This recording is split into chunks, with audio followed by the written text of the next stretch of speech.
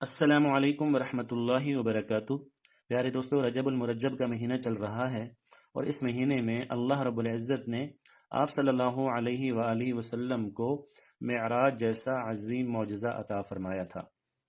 तो आप सल्लल्लाहु अलैहि वआलिहि वसल्लम को इस मेअराज के सफ़र में जहाँ पर बहुत सारी जगहों की सैर कराई गई, वहाँ पर आप सल्लल्लाहु अलैहि वआलिहि वसल्लम को जन्नत और जहन्नम के मनाजिर भी दिखाए गए।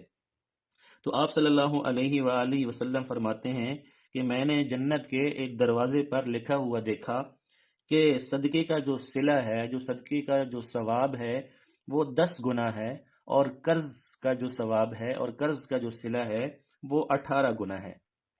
तो आप सल्लल्लाहु अलैहि वआलिहि वसल्लम फरमाते हैं कि मैंने जिब्राईल अमीन से पूछा कि ये क्या बात है, कर्ज़ देना सदका देने से ज़्यादा अफजल है? तो हज़रत जिब्राईल अमीन ने कहा कि जी हाँ, कर्ज देना सदका देने से ज़्यादा अफजल है।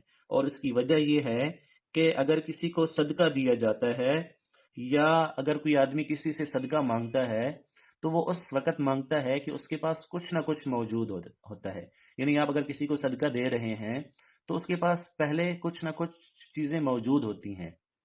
या कोई अगर आपसे खुद सदका मांग रहा है तो वो ऐसी हालत में मांग रहा है कि उसके पास कुछ ना कुछ मौजूद होता है। लेकिन जो कर्ज मांगने वाला आदमी होता है वो उसी वक़्त कर्ज मांगता है जब उसके पास कुछ मौजूद नहीं होता। तो इस लिहाज से वो जो कर्ज मांगने वाला आदमी है वो ज़्यादा ज़रूरतमंद है और वो ज़्यादा हकदार है कि उसकी मदद की जाए। तो दोस्तों, मैं अपने आप को शामिल करके कह रहा हूँ कि आज के दौर में हमसे कोई कर्ज मांगे, बेशक कोई छोटी रकम ही क्यों ना हो, तो हम तरह तरह के बहाने करके झूठ बोल के टाल देते हैं। तो आप सल्लल्लाहु अलैहि वआलिहि वसल्लम की ये हदीस मैंने भी रात को ही पढ़ी है और दिल कर रहा है कि अगर कोई हमसे कर्ज मांगे तो हम बार बार कर्ज दें, क्योंकि कर्ज का जो सवाब है वो सदक़े से भी ज़्यादा है। और फिर इसकी एक एक फ़ायदा ये भी है कि अगर आप सदका देते हैं तो सदक़े की रकम आपको वापस नहीं मिलती, लेकिन अगर आप किसी को कर्ज़ देते हैं तो कर्ज़ की रकम आपको वापस भी मिलती है। तो रकम भी वापस मिल रही है और सवाब भी सदका से 8% ज़्यादा है।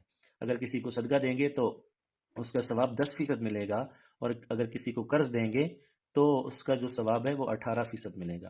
तो प्यारे दोस्तों, ये दौर बहुत सख्त दौर चल रहा है।